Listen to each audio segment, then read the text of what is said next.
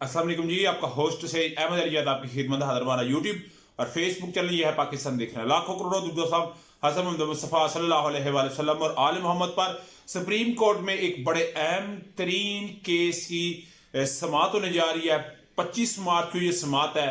इस समाअत के ऊपर डेफिनेटली मैं आपको खबर ब्रेक करूंगा, मगर उससे पहले शहबाज शरीफ साहब को एक सलामी दी गई है और मेरा हाल एक बड़ी ज़बरदस्त किस्म की सलामी है। और उधर पंजाब असम्बली के अंदर भी बड़ा कुछ चेंज होने जा रहा है, तो आपके साथ मैं डिस्कस करूंगा। सबसे पहले जी, पंजाब और केपीके के अंदर गवर्नरों को नामजद कर दिया गया। पीपल्स पार्टी ने चेयरमैन सेनेट, सदर और डिप्टी स्पीकर लिया और खैबर पख्तूनख्वा और पंजाब के लिए उन्होंने गवर्नर का, क्योंकि बलूचिस्तान में उनका वजीर आला है, सिंध में उनका वजीर आला है, तो पंजाब में कमरुज़्ज़मान कारा का नाम था मगर उनको नहीं दिया गया।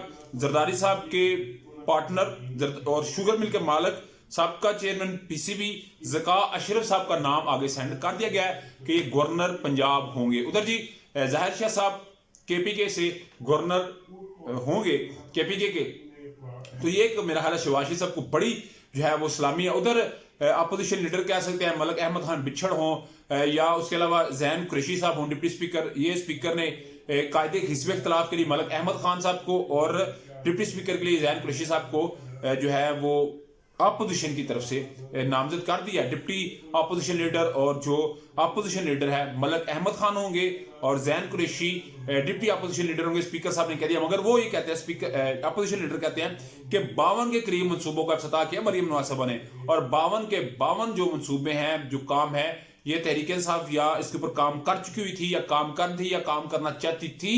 इसमें मरियम नवाज ने किसी के ऊपर काम नहीं किया। चले, ये एक मामला था। उधर असल ना सुप्रीम कोर्ट के अंदर एक बड़ी खबर जो है वो सामने आई उस वक्त जब जस्टिस रिटायर जवाद खाजा साहब जो कि चीफ जस्टिस भी रह चुके हुए हैं, उन्होंने एक दरखास्त दी, तारसन साहब ने एक दरखास्त दी थी, मगर उनका वकील तगड़ा था। उन्होंने ये बात की थी कि मिलिट्री कोर्ट्स जो है इनके ऊपर एक बेंच बनना चाहिए, 9 रुकनी बेंच जो है इसकी समाप्त करे, और वो एक बेंच बनता है जिसके बाद जो मिलिट्री कोर्ट्स है उनको ये बात की गई कि आप सिर्फ किसी का ट्रायल कर सकते हैं, सजाएं नहीं दे सकते, सजाएं सुप्रीम कोर्ट देगी।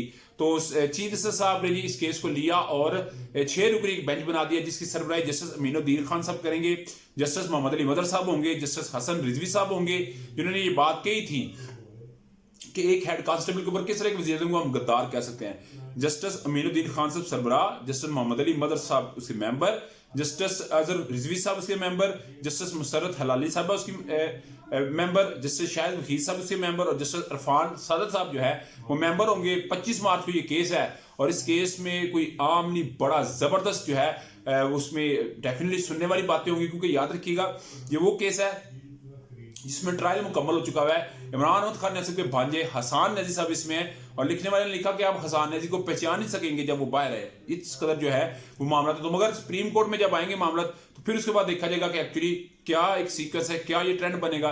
डेफिनेटली एक बड़ी खबर है जो मैं आपके साथ इस वक्त ब्रेक कर रहा हूँ। उधर अगर मैं आपको बताऊं तो जो है अली मोहम्मद खान साहब जब 10 अप्रैल 2022 को रजीम चेंज हुआ तो चलते हैं दबे पांव कि कोई जाग ना जाए, गुलामी के सीरों की फकत यही अदा है, होती नहीं जो हक बात पे कौम यकजा, उस कौम के हाकम भी फकत उसकी सजा है।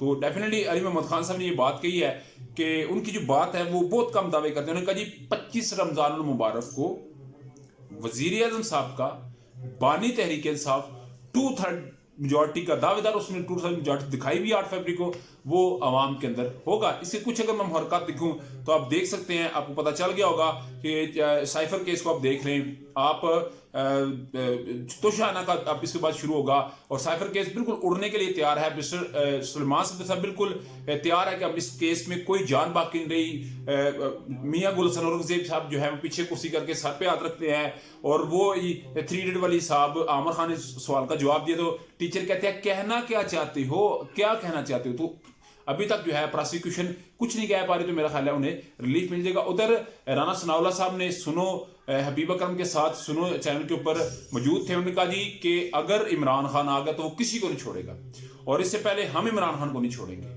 तो उन्होंने कहा जी कि ये 6 माह या साल हमारी, उनके कहने के लग रहा था कि इतनी देर चलेगी, मगर उन्होंने कहा जी ये बड़ा कड़वा कून था जो हमने पी लिया, इससे हमारी भी वापसी कोई नहीं, क्योंकि हमें ये कहा गया, उनके कहने के अल्फाज ये थे डायरेक्ट वे से कि हुकूमत लो तो इमरान खान आ जाएगा।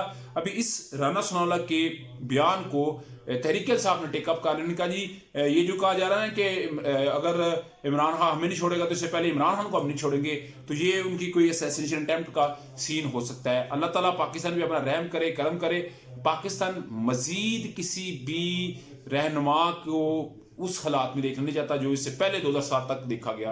अल्लाह ताला आपको हामी नसर ब्लॉग की वीडियो पसंद है, लाइक सब्सक्राइब अपने दोस्तों शेयर कर जाए। नेक्स्ट वीडियो के लिए होस्ट को जल्दी अल्लाह ताला हामी नसर। अस्सलाम।